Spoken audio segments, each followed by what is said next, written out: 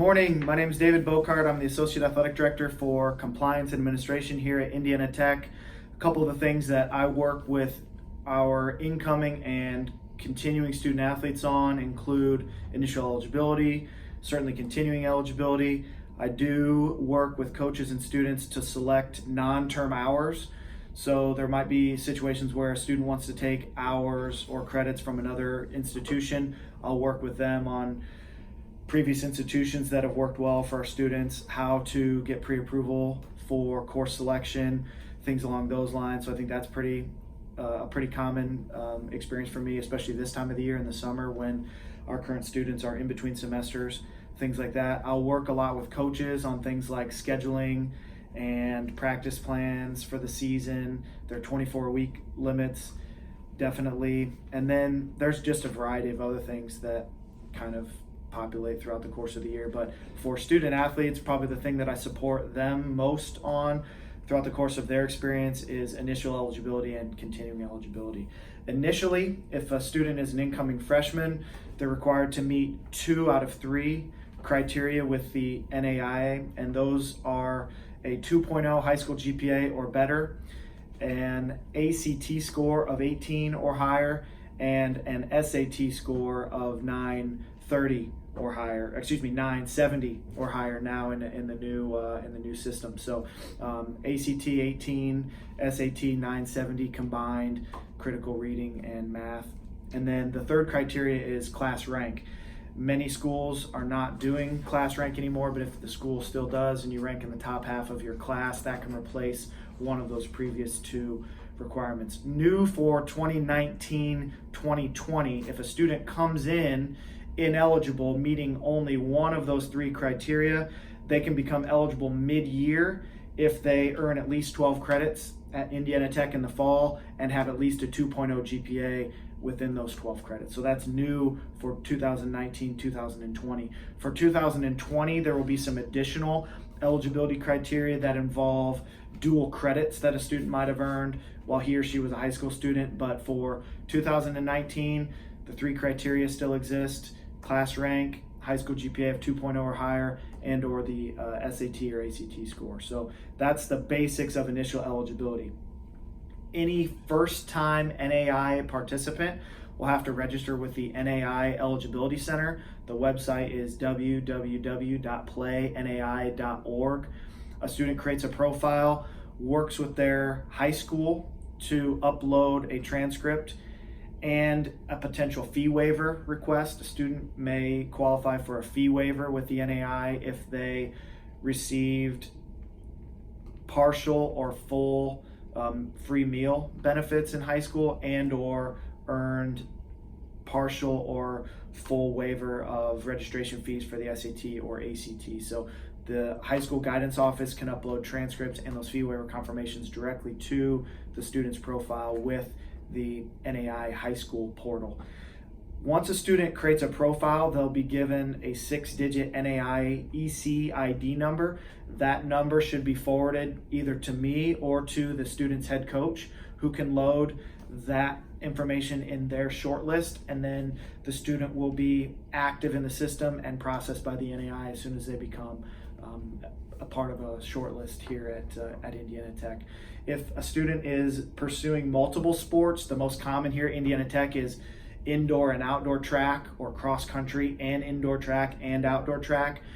The student would want to list all 3 sports in their profile. We do have a handful of other students that participate in multiple sports at any given time throughout the course of their career. So each of those sports would be listed, and eligibility will be determined for each sport separately, just because there are different amateurism rules and there are different competitive experience rules for each sport as well. So that's for incoming freshmen. If I'm an incoming transfer student, I've previously attended college or university at a 2-year or 4-year institution, I would create a profile with the NAIA very similar to the situation if I was coming directly out of high school. My high school transcripts, my high school ACT and SAT scores would still be uploaded to the system, but my eligibility would be determined almost exclusively with my transcripts from my 2 or 4-year institution. If I've previously competed at that prior school, then I would have to come in with at least 24 hours over my last 2 semesters at a 2.0 or higher in most cases, and all those transcripts would be submitted to the NAIA EC just like the high school records. For continuing students, once I'm a member of a team here at Indiana Tech, between my first and second year of eligibility, I would need to meet 3 criteria here at Indiana Tech. The first we call the 24-hour rule, and that means I must pass at least 24 credits over my previous 2 full-time semesters. Most of our student athletes stay full-time each semester all the way throughout their 4 or 5 year academic career. And so from fall to spring, I would have to have 24 credits. If I was going from one year to the next, I would need to be at least 24 hours. Most students are going to take an average of 15 hours per semester, so that gives them some wiggle room throughout the course of their career to meet that 24-hour rule. The second criteria is the progress rule. So moving from my freshman to my sophomore year, I must have completed at least 24 credits in that first year heading into my second season of eligibility. From year 2 to 3, I must have completed at least 48, and then from year 3 to 4, I must have completed at least 72 cumulative institutional credit hours in order to be eligible for my 4th season of competition. So those are the very basics of eligibility. There are a lot of unique cases that come up semester by semester for a number of our student athletes, but when those cases come up, I usually meet directly with that student and work directly with them to help he or she determine their eligibility process for the next semester or the next stage of their athletic career, things along those lines.